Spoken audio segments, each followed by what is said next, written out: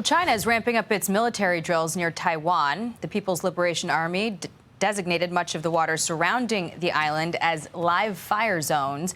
And Taiwanese officials say some rounds have landed closer to their soil than ever before. But President Trump says he's not worried. I have a great relationship with President Xi, and he hasn't told me anything about it. I certainly have seen it, but he hasn't told me anything about it. And I don't believe he's going to be doing it. Does it worry you? No, nothing worries me. Nothing. They've been doing that for 20, 25 years. Let's bring in former Trump National Security Council Chief of Staff Alex Gray. Alex, great to have you here. Appreciate your time this afternoon. Just to start us off where the president began things, should he be worried? I actually don't think the president should be worried, and neither should the American people, as long as he's sitting behind the Resolute desk in the Oval Office. We've known this for years, that China looks at American leaders, sizes them up, and makes decisions based on what they believe is the fortitude of the American leader in question to actually do the things necessary to deter China, and if worse came to worse, intervene in a way that would stop their bad behavior. I think they look at President Trump the way Vladimir Putin did during President Trump's first term, and they say decisively, not on his watch. We don't want to take the chance of what might happen if we were to do something drastic like invading Taiwan or blockading Taiwan while Donald Trump's president of the United States.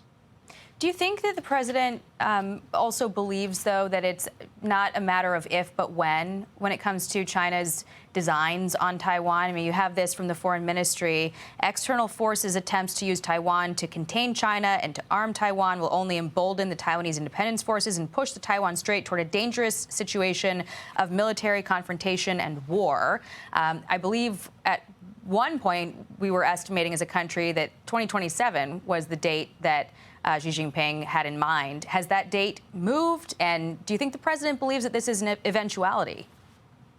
Well, I think that the Chinese are constantly evaluating what the Taiwanese are doing for their own defense and what is the United States doing to make sure that the military balance between us and the Chinese is in our favor. 2027 is a number that's been thrown. It's a year that's been thrown out for a long time. But I think the Chinese are constantly evaluating what are the chances of success. And I think as long as Donald Trump's president and as long as we continue to do the sorts of things President Trump has done this term, like giving an unprecedented arms sale to Taiwan just a couple weeks ago, like continuing to build up the U.S. Navy so that we have deterrent capacity in the Pacific, all those things are going to be taken into account. And if the president continues on that trajectory, I don't think anything has to be inevitable with China and Taiwan.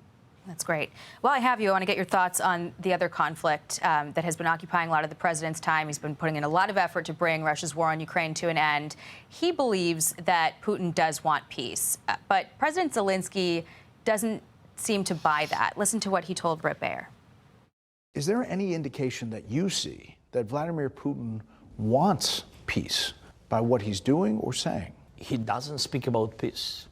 Now he doesn't speak. He says that he can go further. It's not the signals of peace. So that's why, of course, we need dialogue of and pressure from President Trump. Sanctions, dialogue, he has some instruments, and he personally can do it, I think. And I think that he's trying to do it, trying to bring this peace. Zelensky's got a tough line to walk there. He needs to keep the president's support and try to make some concessions. But he's gone so far as to say, look, we will give up territory to Russia that it hasn't conquered yet, but let the Ukrainian people vote on it. And, you know, the condition is a 60-day ceasefire to make sure that that vote is legitimate and hasn't been interfered with. And Russia's saying no. But the president still believes that Russia does want peace. What do you think it is that he is seeing that Zelensky's not seeing?